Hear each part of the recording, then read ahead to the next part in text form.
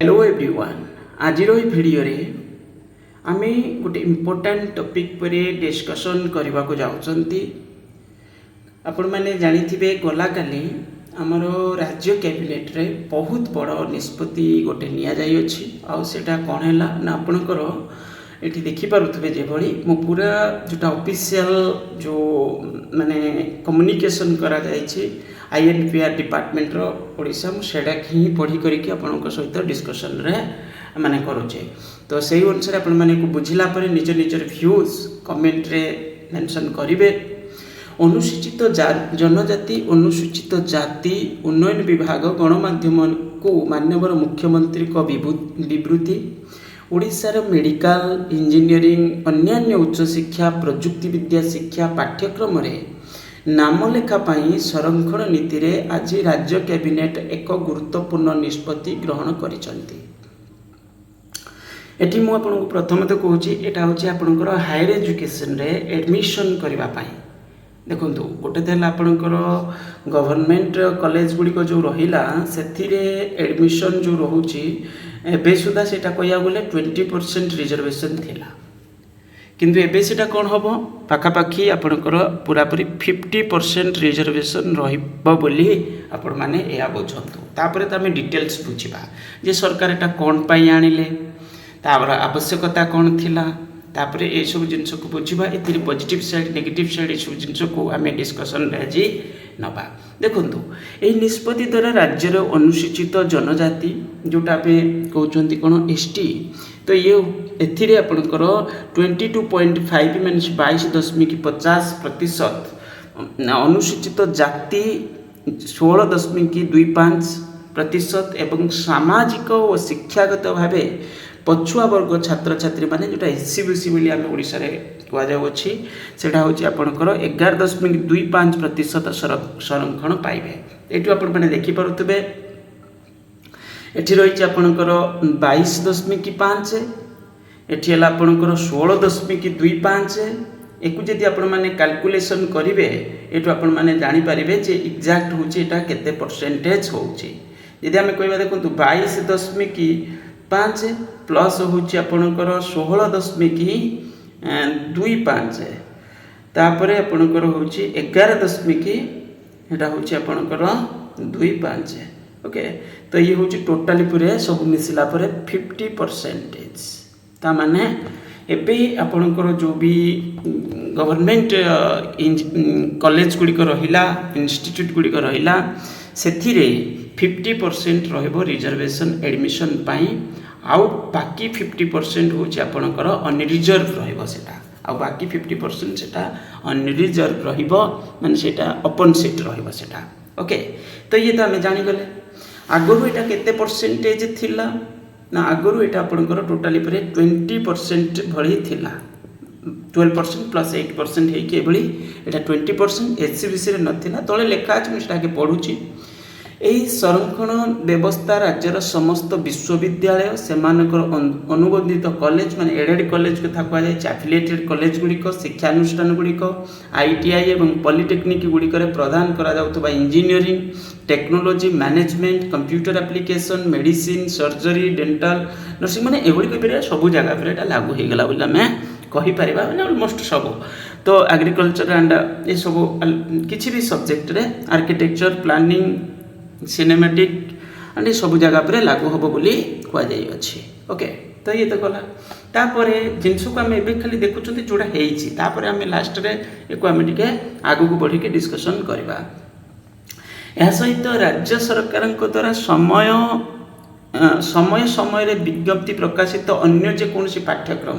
माने आगु को जति भी नुआ कोर्स किछि बाहरिला कोन कला सेथिरे भी लागू होबो बोली एठी मध्य कुआ जाई अछि। माने करे स्नातकोत्तर माने ग्रेजुएशन पोस्ट ग्रेजुएशन स्तर रे सर्टिफिकेट डिप्लोमा डिग्री प्रदान करा जाउतबा क्षेत्र रे मध्य ए न्यू रिजर्वेशन स्कीम ए होछि आपनकर लागू हबो नूतन संरक्षण व्यवस्था कार्यकारी करा जिवो। एठारे मु कहबाकू चाहे राज्यर अनुसूचित जनजाति संख्या 22% रु अधिक थिले मध्य दीर्घ दिन धरी राज्य रे वैषयिक वृत्तिगत मेडिकल पाठ्यक्रम रे मात्र 12% दिया जाउतला। माने सरकारनकर एठी कहबा कथा जे जो अनुसूचित जनजाति संख्या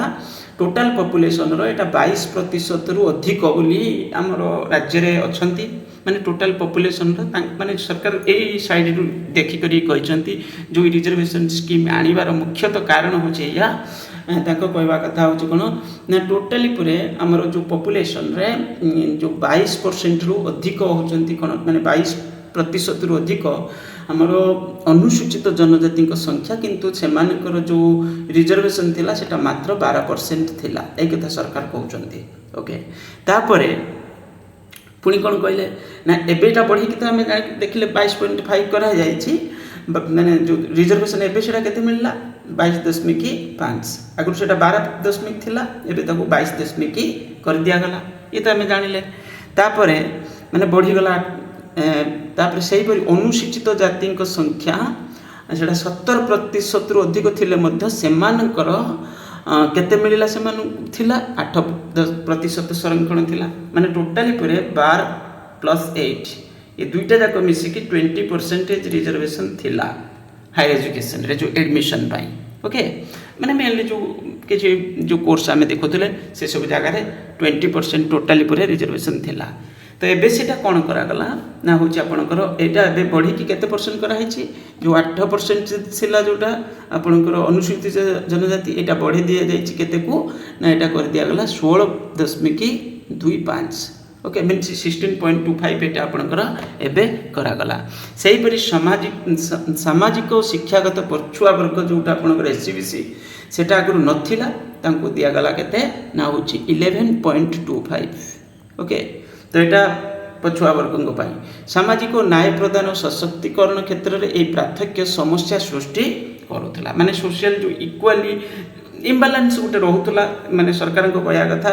ए इम्बालांस रोला माने समान जो ये जो आम कहले ना एसटी एससीबीसी एससी एससीबीसी ये सबूर रिप्रेजेंटेशन कमी जाऊला कौ जगह पर आपणकर पिला जो एडमिशन नौते से जगह पर कहीं ना कहीं बेसी ओपन कैटेगरी रो पिला रोते तो ये जगह पर कौन जाता रिप्रेजेंटेशन ए जगह पर कमी जाऊला माने गोटे इनइक्वालिटी आसी जाऊला से स्वाधीनतार 78 वर्ष मध्य मुख्य स्रोत बाहर थिबा एही वर्गर जनसाधारण छात्र छात्री अधिकार रे सुरक्षा पाई अनेक आंदोलन दाबी और सचेतनता सृष्टि होइतिले मध्य तांकर संख्या अनुपात रे संरक्षण पाई कोनोसी सरकार एपरि पदक्षेप नै नथिले ता माने ये सरकार एबे वर्तमान कहया कथा जे आमे ये सब जिंस को चिंता करूछु 78 वर्ष पर मध्य आमे एथिरे सुधार आणुछु माने न्यू रिजर्वेशन आमे एडिशन करूछु माने आगु जो परसेंटेज थिला पूर्व सरकार दे नथिला आमे एथिरे कोन कलु पूर्व जो सरकार सब जाइछंती आमे ओडिसा रे तो न्यू सरकार हमरो तो आमे कोन कलु एथिरे से मानको तांको अधिकार देलो ओके तो ये तो जानि गले ता माने एटी टिके काई ना काई पॉलिटिकल जिंस जोड़िला ओके तापरे मो व्यक्तिगत भावे अत्यंत आनंद रे विषय जे यशस्वी प्रधानमंत्री नरेंद्र मोदी जी नेतृत्व में आम एसटी एससी और पछुआ वर्ग पिला शिक्षागत अधिकार और सशक्तिकरण पर एक गुरुत्वपूर्ण पदक्षेप नहीं पारिछु समृद्धि ओडिशा गठन दिगरे आमर यही पदक्षेप एक बलिष्ठ माध्यम हेब ओके तामाने कहया कथा जे आमर जो प्रधानमंत्री अछंती यशस्वी प्रधानमंत्री आउ तांकर नेतृत्व में आम ये जिनस करने को सक्षम होइछु आम ए सशक्तिकरण गुरुत्वपूर्ण पदक्षेप नेलु सूचना जे अंडर ग्रेजुएट पोस्ट ग्रेजुएट को मिसाई राज्य में समुदाय मेडिकल सीट संख्या 2411 21 यही नूतन संरक्षण नीति कार्यकारी होगा पर एमध्य अनुसूचित जनजाति सीट रही 290 वृद्धि 545 माने बढ़ी प्राय डबल माने डबल नुहे तो एमती माने आगु 12 थिला 22 पॉइंट समथिंग होइछि प्राय खापाखी डबल अनुसूचित जाति एससी सीट संख्या 143 वृद्धि करा वृद्धि होइकि 343 हेबो सेहीपरि सामाजिक शिक्षागत पछुआ गर्भ से टोटाली जो नथिला एबे सेटा बढ़ी माने टोटाली पूरा 272 सीट संरक्षित रहिबो माने एठी मेडिकल डिग्री रे जो रिजर्वेशन लागू होबो सेटा कोआगला माने जो माने एडमिशन नेबे पूर्वरु एई संख्या सुनथिला सेही भली राज्य रे समुदाय इंजीनियरिंग सीट संख्या जोटा आपनकर पूरा राज्य रे एतिकी सीट अछि इंजीनियरिंग पई मध्यरु अनुसूचित जनजाति एसटी को पई आसन संख्या ଏତିକିରୁ ବୃଦ୍ଧି ହେଇକି 10,000 ହେବ ଇଞ୍ଜିନିୟରିଂ ମାନେ ଯେଉଁ ଡିଗ୍ରୀ ପାଇଁ। ତାପରେ ଏସି ଯେଉଁ କାଟେଗୋରୀ ବା ଅନୁସୂଚିତ ଜାତିଙ୍କ ପାଇଁ ଆସନ ସଂଖ୍ୟା ଏତିକିରୁ ଏତିକି ବୃଦ୍ଧି ପାଇବ। ସେହିପରି ଆପଣଙ୍କର ଏଠି ହେଉଛି କ'ଣ ନା ଅନୁସୂଚିତ ଏସିଙ୍କ ପାଇଁ ସଂଖ୍ୟା ବଢ଼ିକି ଏତିକି ରହିବ। ତାପରେ ଏସି ବିସି ହେଉଛି ଆପଣଙ୍କର ଏତିକି ସୁଧ ତ ଆଗରୁ ନଥିଲା, ଏଇଟା ଏତିକି ବର୍ତ୍ତମାନ 5,015 ହେବ। ଏଇଟା କେବଳ ଏକ୍ଜାମ୍ପଲ୍ ଛକରେ ଦୁଇଟା ଏଜୁକେସନ୍ ବିଷୟରେ କହିଛନ୍ତି, ହେଲ୍ଥ ଆଣ୍ଡ ଆପଣଙ୍କର ଯେଉଁ ମେଡ଼ିକାଲ ଡିଗ୍ରୀ ତା ସହିତ ଇଞ୍ଜିନିୟରିଂ ଟେକ୍ନିକାଲ ଡିଗ୍ରୀ କଥା କହିଛନ୍ତି। କିନ୍ତୁ ଆହୁରି ବହୁତ ସାରା ସବୁ ଜାଗାରେ ତ ଏଇଟା ଲାଗୁ ହେବ। ଓକେ, ତ ଏଇଟା ତାମାନେ ବହୁତ ବଡ଼ ଧରଣର ଏଇଟା ଗୋଟେ ନିଷ୍ପତ୍ତି ବୋଲି ଆମେ କହିପାରିବା। ତ ଏ ନିଷ୍ପତ୍ତିରେ ଦେଖନ୍ତୁ ଗୋଟେ ଜିନିଷ ତ ହେଉଛି କାହିଁ ନା କାହିଁ ଗୋଟେ ସାଇଡ଼୍ରୁ ଦେଖିଲେ ଆମକୁ ଲାଗୁଛି କ'ଣ ଏଇଟା ଠିକ୍ ଅଛି। ସରକାରଙ୍କ କହିବା କଥା କ'ଣ ଏଥିରେ ଯେଉଁ ଭାଗ ରହୁଛି ମାନେ ଟୋଟାଲ ପପୁଲେସନରେ, ଆଉ ଏଇଟା ହେଉଛି ଆମେ ଯେମିତି ପଢ଼ୁଥିଲେ ଏଠି ଟୋଟାଲ ପପୁଲେସନରେ ଏଠାରେ ରାଜ୍ୟରେ ଯେମିତି ଆମେ କହିଲେ ଏଇଟା ହେଉଛି ଏଠାରେ ମୁଁ କହିବାକୁ ଚାହେଁ ଯେ ରାଜ୍ୟରେ ଅନୁସୂଚିତ ଜନଜାତିଙ୍କ ସଂଖ୍ୟା 22%ରୁ ଅଧିକ, କିନ୍ତୁ ସେମାନଙ୍କର ଯେଉଁ ରିପ୍ରେଜେଣ୍ଟେସନ୍ ସେଇଟା କମ୍ ରହୁଥିଲା। ତାପରେ କୁହାଗଲା ଯେଉଁ ମାନେ ଆପଣଙ୍କର ଯେଉଁ ସେହିପରି ଅନୁସୂଚିତ ଜାତିଙ୍କ ସଂଖ୍ୟା 17%ରୁ ଏଇଟା ରାଜ୍ୟରେ ଅନୁସୂଚିତ ଜନଜାତିଙ୍କ ସଂଖ୍ୟା ଏଇଟା ହେଲା ଆପଣଙ୍କର ଅନୁସୂଚିତ ଜାତିଙ୍କ ସଂଖ୍ୟା 17%ରୁ ଅଧିକ ଥିଲେ ମଧ୍ୟ ସେମାନଙ୍କର ରିପ୍ରେଜେଣ୍ଟେସନ୍ ମାତ୍ର ହେଉଛି କେତେ ଥିଲା, ବହୁତ ଲିମିଟେଡ଼ ଥିଲା, 8% ଥିଲା। ହାୟର ଏଜୁକେସନ୍ କଥା କୁହାଯାଉଛି ମାନେ ଯେଉଁ ରିଜର୍ଭେସନ୍ ଥିଲା। ଏଥିରେ ଆମେ କ'ଣ କଲୁ ବଡ଼ ଧରଣର ପରିବର୍ତ୍ତନ ଆଣିଲୁ। ତାମାନେ ଏଇଟା ଗୋଟେ ଦୃଷ୍ଟିରୁ ଦେଖିବାକୁ ଗଲେ କ'ଣ ହେଉଛି, ହଁ ଯେଉଁ ପିଲାମାନଙ୍କୁ ସୁଯୋଗ ମିଳୁନଥିଲା ପଢ଼ିବା ପାଇଁ ଚାହୁଁଥିଲେ ସେମାନଙ୍କୁ ସୁଯୋଗ ମିଳିବ, ଏଇଟା ତ ସତ କଥା। ମାନେ 50% ଆପଣଙ୍କର ରିଜର୍ଭେସନ୍ ଏବେ ଆପଣଙ୍କର ଏଇସବୁ ଡିଗ୍ରୀ କୋର୍ସରେ ଆଡ଼ମିସନ୍ ଗ୍ରାଜୁଏସନ୍ କିମ୍ବା ପୋଷ୍ଟ ଗ୍ରାଜୁଏସନ୍ରେ ଏଇଟା ଆପଣଙ୍କର ପ୍ରୋଫେସନାଲ୍ରେ ମଧ୍ୟ ଏଇଟା ଆପଣଙ୍କର ରହିବ। ତାହେଲେ ବଡ଼ ଧରଣର ସିଫ୍ଟ ହେଇଯିବ ଏଇଟା ଗୋଟେ। ଓକେ, କିନ୍ତୁ ଏଥିରେ ପ୍ରୋବ୍ଲେମ୍ କ'ଣ ହେବ, ଏତେ ଆମେ ପଜିଟିଭ୍ ଜିନିଷ ସବୁ ଡିସ୍କସନ୍ କରୁଥିଲେ, ଏଇଟା ଗୋଟେ ବହୁତ ଲଙ୍ଗ୍ ଟର୍ମରେ ଏଟାର ବେନିଫିଟ୍ ମିଳିବ ନିଶ୍ଚିତ ରୂପେ। କିନ୍ତୁ ସେଇ ଲଙ୍ଗ୍ ଟର୍ମରେ ମଧ୍ୟ କିଛି ନେଗେଟିଭ୍ ଜିନିଷ ଆମକୁ ଦେଖିବାକୁ ମିଳିବ ଯଦି ସରକାର ଏକୁ ଠିକ୍ସେ ଇମ୍ପ୍ଲିମେଣ୍ଟ ନ କରନ୍ତି। ମୋ କହିବା କଥା ଯଦି ଗଭର୍ଣ୍ଣମେଣ୍ଟକୁ ଠିକ୍ସେ ଇମ୍ପ୍ଲିମେଣ୍ଟ ନ କରନ୍ତି କ'ଣ ସେ ବିଷୟରେ ଆମେ ଆଜି ଟିକେ ଆଗକୁ ଡିସ୍କସନ୍ ଏବେ କରିବା। ଦେଖନ୍ତୁ ଗୋଟେ ଜିନିଷ ଚିନ୍ତା କରନ୍ତୁ, ଏଠି ହେଉଛି ଟୋଟାଲ୍ ଆମେ କହିଲେ କ'ଣ ଆଗରୁ ଏଇଟା 20% ଥିଲା ରିଜର୍ଭେସନ୍ ମେନଲି ଯେଉଁ ଆଡ଼ମିସନ୍ରେ, ଏବେ ଏଇଟା ବଢ଼ିକି କେତେ ହେଇଗଲା 50%। ଓକେ, ଗୋଟେ ପଜିଟିଭ୍ ଗ୍ରୋଥ୍ ଏଥିରେ ଦେଖିବାକୁ ମିଳିଲା ଆମକୁ କ'ଣ ନା ଯେଉଁ ପିଲାମାନେ ଆଡ଼ମିସନ୍ ନେବେ ଏଥିରୁ କ'ଣ ହେଲା ନା କିଛି ପିଲାଙ୍କୁ ଏଥିରେ ସୁଯୋଗଟା ବଢ଼ିଯିବ, କିନ୍ତୁ ଏଇଟା ସତ କଥା। କିନ୍ତୁ ଗୋଟେ କଥା ହେଉଛି କ'ଣ ଏଇସବୁ ଜିନିଷରେ ଯେମିତି ମେଡ଼ିକାଲ ଏଜୁକେସନ୍ ହେଲା ଆପଣଙ୍କର ଆଉ କିଛି ଇମ୍ପୋର୍ଟାଣ୍ଟ ଯେମିତି ଟେକ୍ନିକାଲରେ ଇଞ୍ଜିନିୟରିଂ ଲାଇନ୍ରେ ଏସବୁ ଜାଗା ପରେ ସ୍କିଲ୍ ବି ଦରକାର, ସଫିସିଏଣ୍ଟ ଦରକାର। ଖାଲି ଜଣେ ଡିଗ୍ରୀ କରିଦେଲେ କିଛି ହେବ ନାହିଁ, ତ ଏକୁ ସଫିସିଏଣ୍ଟ ସ୍କିଲ୍ ଦରକାର। ସେଥିପାଇଁ ପିଲା ପାଖରେ କ'ଣ ଥିବା ଦରକାର, ସେଇ ଲେବୁଲ୍ରେ ସ୍କିଲ୍ ଥିବା ଦରକାର। ମାନେ କୋର୍ସରେ ଆଡ଼ମିସନ୍ ମିଳିଗଲେ ଜିନିଷ ସକ୍ସେସଫୁଲ୍ ନୁହେଁ। ଏଠି ହେଉଛି ଏଇଟା ହେଉଛି ପର୍ସନାଲାଇଜ୍ଡ ମାନେ ଇଏ ଜିନିଷଟା, ଜଣେ ଭଲ ଡକ୍ଟର ହେଲା କି ଭଲ ଇଞ୍ଜିନିୟର ହେବ କେମିତି ହେବ, ତା ପାଖରେ ସେଇ ଲେବୁଲ୍ରେ ସ୍କିଲ୍ ଥିବା ଦରକାର। ସେଥିପାଇଁ ସରକାରଙ୍କୁ କ'ଣ କରିବାକୁ ପଡ଼ିବା ଦରକାର, ପ୍ରଥମତଃ ଏକୁ ଇମ୍ପ୍ଲିମେଣ୍ଟ କଲେ ବଡ଼ ଧରଣର ଗୋଟେ ଆଚିଭମେଣ୍ଟ ବୋଲି ଆମେ କହିପାରିବା, ମାନେ ସିଫ୍ଟ ହେବ ଗୋଟେ। କିନ୍ତୁ ସେଇ ଲେବୁଲ୍ରେ ପିଲାମାନଙ୍କୁ ସେଇ କ୍ୟାଟେଗୋରୀରେ ଯେଉଁ ବି ଏସି ବିସି ହେଲା କି ଏସି ହେଲା କି ଏସ୍ ଟି ହେଲା ଯେଉଁମାନଙ୍କ ପାଇଁ ଏଇଟା କରାଗଲା ସେମାନଙ୍କୁ ପ୍ରଥମରୁ ଜଗିବାର ଅଛି। ମାନେ ଯେମିତିକି ଆମେ କହିଲେ ନା 11th 12th ଫାଷ୍ଟ ତ ସ୍କୁଲ ଏଜୁକେସନ୍ ଠିକ୍ ଠାକ୍ ରହିବା ଦରକାର, 11th 12th ତାପରେ ଆପଣଙ୍କର ଯେଉଁ ବି ଅଲଗା କୋର୍ସ କିଛି ଗ୍ରାଜୁଏସନ୍ରେ, ତ ଏଇ ଜାଗା ପରେ ତାକୁ ବେସ୍ ତ ବନିଲେ ତ ପିଲା ପୁଣି ମେଡ଼ିକାଲରେ ଯିବ କି ଇଞ୍ଜିନିୟରିଂରେ ଯିବ ତ ସୁଯୋଗ ମିଳିବ। ଆଉ ଏମିତି ନୁହେଁ ଯେ ଆମେ ଗୋଟେ ଏଣ୍ଟ୍ରାନ୍ସ କଣ୍ଡକ୍ଟ କରିଦେଲେ ତାର କିଛି ବେଞ୍ଚ ମାର୍କ ଫିକ୍ସ କଲେନି, ବେଞ୍ଚ ମାର୍କ ମାନେ ମିନିମମ୍ ଯେଉଁ ଗୋଟେ ଷ୍ଟାଣ୍ଡାର୍ଡ଼ର ମାର୍କସ୍ ଆମେ ଫିକ୍ସ କଲେନି, କ୍ୱାଲିଫାଇଂ ମାର୍କସ୍ ଯେଉଁଟା ଆମେ କହୁଛନ୍ତି ଆମେ ର୍ୟାଣ୍ଡମ୍ କ'ଣ କରିବା ଯେକୌଣସି କଟଅଫ୍ରୁ ନେଇଯିବା ପିଲାଙ୍କୁ ଆଡ଼ମିସନ୍ କରିନେବା। ତ ଏଇଟା ହେବ ସିଟି ଯେତେବେଳେ ମାନେ ଅଧିକ ହେବ ସେ ଜିନିଷ ଦେଖିବାକୁ ମିଳିବ। ମାନେ ସେଠି କ'ଣ ହେଇଗଲା ଆପଣଙ୍କର କ୍ୱାଲିଟିରେ କମ୍ପ୍ରମାଇଜ୍ ରହିଯିବ, କ୍ୱାଲିଟିରେ କମ୍ପ୍ରମାଇଜ୍ ରହିଯିବ। ଆମେ ଆଡ଼ମିସନ୍ ତ ନେଇଯିବା, ବାକି ତକ ଯେଉଁ ଆଉଟପୁଟ୍ ଇନପୁଟ୍ ତ ଆମେ କରିଦେଲେ କିନ୍ତୁ ଆଉଟପୁଟ୍ ସେଇ ୱେରେ ବାହାରିବେ ଦେଖିବାକୁ ମିଳିବନି, ସର୍ଟେଜ୍ ରହିବ ଯାହା ବି ହେଲେ। ତ କାହିଁ ନା କାହିଁ କମ୍ପ୍ରମାଇଜ୍ ହେବ। ଏଇଟା ଲଙ୍ଗ୍ ଟର୍ମରେ ୟାର ନେଗେଟିଭ୍ ଇମ୍ପାକ୍ଟ ମଧ୍ୟ ପୁଣି ପଡ଼ିବ। ମାନେ ଆପଣଙ୍କର କ୍ୱାଲିଫାଏଡ଼୍ ହେଇକି ପିଲା ବାହାରୁଥିବେ, ଡିଗ୍ରୀ ମାନେ ଧରିକି ବାହାରିବେ, କିନ୍ତୁ ସେଇ ଲେବୁଲ୍ରେ ସ୍କିଲ୍ ନଥିବ। ତ ୟାକୁ କ'ଣ କରିବା ଦରକାର ମୋ ମତରେ, ତ ଏ ତ ଇମ୍ପ୍ଲିମେଣ୍ଟ ହେଇଗଲା, କିନ୍ତୁ ଏ ଜାଗା ପରେ କ'ଣ କରିବା ଦରକାର, ଯେଉଁ ଏଣ୍ଟ୍ରାନ୍ସ ସିଷ୍ଟମ୍ ରହୁଛି ଆଡ଼ମିସନ୍ ପାଇଁ ସେଠି ଗୋଟେ ମିନିମମ୍ ଯେଉଁ ଷ୍ଟାଣ୍ଡାର୍ଡ଼ଟା ସେଇଟା ମେଣ୍ଟେନ୍ ରଖିବା ଦରକାର। ତା ସହିତ ଆମର ଯେଉଁ ବି ଏସ୍ସି BC SC ST ଯେଉଁ ବି କାଟାଗୋରୀ ମାନେ ଯାହା ବି ରହିଲେ ତ ସେମାନଙ୍କର କ'ଣ ହେବା ଦରକାର ମୂଳରୁ ଡେଭଲପମେଣ୍ଟ ହେବା ଦରକାର ବେସ୍ ଷ୍ଟ୍ରଙ୍ଗ ରହିବା ଦରକାର ହେଲେ ତାଙ୍କ ଭିତରେ କମ୍ପିଟିସନ୍ ହଉ କିଛି ଅସୁବିଧା ନାହିଁ କି ଏଥିରେ ଅସୁବିଧା ମାନେ ଏଥିରେ କିଛି ଅସୁବିଧା ସେମାନଙ୍କ ଭିତରେ କମ୍ପିଟିସନ୍ ହେବ ଭଲ ଯଦି ପିଲା ଭଲ ଥିବେ ପାଇବେ ସେଇଟା ତ ଭଲ କଥା ଆମେ ଚାହୁଁଛନ୍ତି ସେଇଟା ହଉ ବୋଲି ପରିବର୍ତ୍ତନ ଆଣିବା ଦରକାର ତ ଏଥିରେ ଏଇ ଜିନିଷ ଜରୁରୀ ଯଦି ଠିକ୍ସେ ଇମ୍ପ୍ଲିମେଣ୍ଟ ହେଲା ପ୍ରପର ପ୍ଲାନ୍ରେ ଗଭର୍ଣ୍ଣମେଣ୍ଟ ଗୋଟେ ଦୂରଦୃଷ୍ଟି ରଖିକି ଜିନିଷକୁ ଇମ୍ପ୍ଲିମେଣ୍ଟ କରିବ ବହୁତ ବଢ଼ିଆ ସେ ତାହେଲେ ବହୁତ ଭଲ କିନ୍ତୁ ଆଉ ଗୋଟେ ନେଗେଟିଭ୍ ବଡ଼ ଧରଣର ନେଗେଟିଭ୍ ରହିବ ଯେଉଁ ଓପନ୍ କମ୍ପିଟିସନ୍ ରହୁଥିଲା ଯେଉଁ ଭଲ ପିଲା ଯିଏ ଥିବେ ଯେଉଁମାନେ ଦେଖନ୍ତୁ ନର୍ମାଲି ଜଣେ ଭଲ ପଢ଼ୁଥିବ ତ ତା ଲକ୍ଷ୍ୟ ଥିବ କ'ଣ ମୁଁ ଡକ୍ଟର ବନିବି କି ଇଞ୍ଜିନିୟର ହେବି କ'ଣ ହେବି କିନ୍ତୁ ତାକୁ ବହୁତ ବଡ଼ ଧରଣର ଷ୍ଟ୍ରଗଲ୍ କରିବାକୁ ପଡ଼ିବ କେଉଁ ଜାଗା ଉପରେ ଏଇ ଜାଗା ଉପରେ ଓକେ ବଡ଼ ଧରଣର ଷ୍ଟ୍ରଗଲ୍ କରିବାକୁ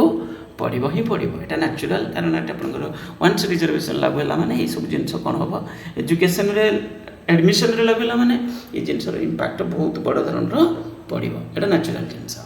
ତ ଗୋଟେ ସାଇଡ଼୍ରେ କିଛି ନେଗେଟିଭ୍ ଆମେ ଦେଖୁଛନ୍ତି ଯେଉଁଟା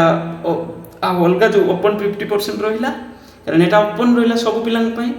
ତାପରେ ଆଉ ଗୋଟେ ସାଇଡ଼୍ରେ ଆପଣଙ୍କର ପିଲାମାନଙ୍କୁ ସୁଯୋଗ ମିଳୁଛି ତାମାନେ ସୋସାଇଟି ଦୁଇ ଭାଗରେ ଏଠି ଯାଉଛି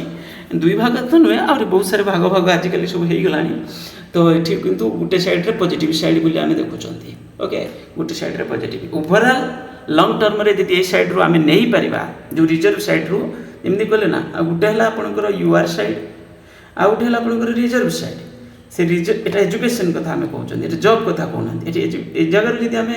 ଠିକ୍ସେ ଇମ୍ପ୍ଲିମେଣ୍ଟ କରିକି ନେଉଛନ୍ତି ତାହେଲେ ଲଙ୍ଗ୍ ଟର୍ମରେ ଆମକୁ ବେନିଫିଟ୍ ମିଳିବ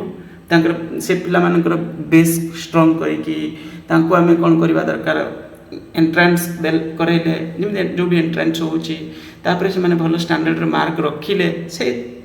ମିନିମମ୍ ଷ୍ଟାଣ୍ଡାର୍ଡ଼ରୁ ଗୋଟେ ଠିକ୍ ଠାକ୍ ରଖିଲେ ତାପରେ ଆମେ ତାଙ୍କୁ ସୁଯୋଗ ଦେଉଛନ୍ତି ଆଡ଼ମିସନ୍ ପାଇଁ ତାହେଲେ ଭବିଷ୍ୟତ ଏଠି କ'ଣ ହେବ ବ୍ରାଇଟ୍ ମାନେ ସେଇ ଜାଗା ଉପରେ କିଛି ନା କିଛି ଡେଭଲପମେଣ୍ଟ ଫ୍ୟୁଚରରେ ଆମେ ଲଙ୍ଗ୍ ଟର୍ମରେ ଦେଖିବାକୁ ପାଇବା କିନ୍ତୁ ଯଦି ଠିକ୍ସେ ଇମ୍ପ୍ଲିମେଣ୍ଟ ନ କରୁଛନ୍ତି କେବଳ କମ୍ପ୍ରମାଇଜ୍ କରିବା କ'ଣ ଗୋଟେ ଭଲ ଷ୍ଟୁଡେଣ୍ଟ ରହିବ ଆଡ଼ମିସନ୍ ପାଇବନି ଆଉ ଗୋଟେ ଏପଟେ କ'ଣ ହେବ କାହିଁ ନା କାହିଁ ସେଇ ଲେଭେଲରେ ସ୍କିଲ୍ ନଥିବା ପିଲା ଆଡ଼ମିସନ୍ ପାଇବ ଆଉ ଯେଉଁଟା ହେଉଛି କିଛି ମାନେ ବେନିଫିଟ୍ ମିଳିବନି କାହାରିକୁ କିଛି ବେନିଫିଟ୍ ସେଥିରେ ମିଳିବ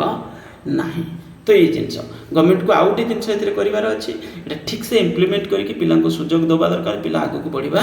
ଦରକାର ଓକେ ତ ଏଠି ବଡ଼ ଜିନିଷ ହେଉଛି ଏପଟ ସାଇଡ଼୍ ହଉ ସେପଟ ସାଇଡ଼୍ ହଉ କିଛି ପ୍ରୋବ୍ଲେମ୍ ନାହିଁ ବାକି ତକ ଏଠି କ'ଣ ଅଛି ଆମକୁ ବାଲାନ୍ସ ରଖିକି ଆଗକୁ ବଢ଼ିବାର ଅଛି ଇନିସିଏଟିଭ୍ର ପଜିଟିଭ୍ ନେଗେଟିଭ୍ ଦୁଇଟା ସାଇଡ଼୍ ରହିଛି ଏ ଯେଉଁ ଟୋଟାଲି ଇନିସିଏଟିଭ୍ର ଏ ସ୍କିମ୍ର କିନ୍ତୁ ବାକି ତକ ତାକୁ ପୁଣି ଆମକୁ ଦେଖି କରିକି ଇମ୍ପ୍ଲିମେଣ୍ଟ କରିବାର ଅଛି ଏ ଜିନିଷକୁ ଟିକେ ମାନେ ବଡ଼ କମ୍ପ୍ଲେକ୍ସ ଇସ୍ୟୁ ଇଏ ଏଥିରେ କାହିଁ ନା କାହିଁ ଯେଉଁ ସ୍କିଲ୍ ଥିବା ପିଲାମାନେ ପ୍ରଥମ ଫେଜ୍ ଯେତେବେଳେ ରହିବେ ପାଇବେନି ସୁଯୋଗ ସେମାନଙ୍କ ମନରେ ଗୋଟେ ଆଘାତ ତ ଆସିବ ନିଶ୍ଚିତ ଯେଉଁ ଓପନ୍ କ୍ୟାଟାଗୋରୀ କଥା ମୁଁ କହୁଛି କାରଣ ପିଲା ଫାଇଟ୍ କରିବେ କିନ୍ତୁ ଗଭର୍ଣ୍ଣମେଣ୍ଟକୁ ଏଠି କ'ଣ କରିବାର ଅଛି କାହିଁ ନା କାହିଁ ଆଉ କିଛି ସିଟ୍ରେ ଡେଭଲପମେଣ୍ଟ କରିବାର ଅଛି ମାନେ ଆଡ଼ିସନ୍ ସିଟ୍ ଆଡ଼୍ କରିବାର ଅଛି ସିଟ୍ ଆଡ଼ିସନ୍ ହେଲେ ସବୁ ଏଥିରେ ବଢ଼ିବ ସବୁ ଏଥିରେ ବଢ଼ିବ ପ୍ରପୋର୍ସନେଟଲି ଆପଣଙ୍କର ସବୁଥିରେ କ୍ୟାଟାଗୋରୀରେ ଗ୍ରୋଥ୍ କରିବ ବାକି ତକ ଫିର୍ ବି ପିଲାଙ୍କୁ ଟିକେ ଅଧିକ ସୁଯୋଗ ମିଳିବ ଏଇ ଜିନିଷକୁ ମଧ୍ୟ ଜଗିବାର ଅଛି ବାସ୍ ଏଇଆ ହିଁ କହିବାର ଥିଲା ଆଉ ବାକି ଯାହା ରହିବ ତ ସେଇଟା ଲଙ୍ଗ୍ ଟର୍ମରେ ଆଖିକି ଆମେ ଦେଖିଲେ କିଛି ଜିନିଷ ପଜିଟିଭ୍ ଦେଖାଯାଉଛି କିଛି ଜିନିଷ ନେଗେଟିଭ୍ ବି ଦେଖାଯାଉଛି ତାପରେ ଆପଣମାନେ କମେଣ୍ଟରେ ଜଣାନ୍ତୁ କ'ଣ କେମିତି ଏ ସ୍କିମ୍ ରହିଲା ଏବେ ଏଇଟା ବଢ଼ି କରିକି ଆଗରୁ ଏଇଟା 20% ଭଳି ଥିଲା ଏବେ ଏଇଟା 50% ଭଳି ଆପଣଙ୍କର ରହିବ ଓକେ ସେଇ ଅନୁସାରେ ଆପଣମାନେ ନିଜର ଭ୍ୟୁଜ୍ ସେୟାର କରନ୍ତୁ ଏଇଟା ହେଉଛି କେବଳ ଆମେ ଏଡ଼ମିସନ୍ ଏରେ କହୁଛନ୍ତି ଯେଉଁ ପିଲାମାନେ ପାଠ ପଢ଼ିବେ ତାପରେ ତ ଜବ୍ ପୁଣି ତ ଆପଣମାନେ ଜାଣୁଛନ୍ତି ଜବ୍ରେ କ'ଣ କେମିତି କମ୍ପିଟିସନ୍ ସବୁ ରହୁଛି ଥ୍ୟାଙ୍କ ୟୁ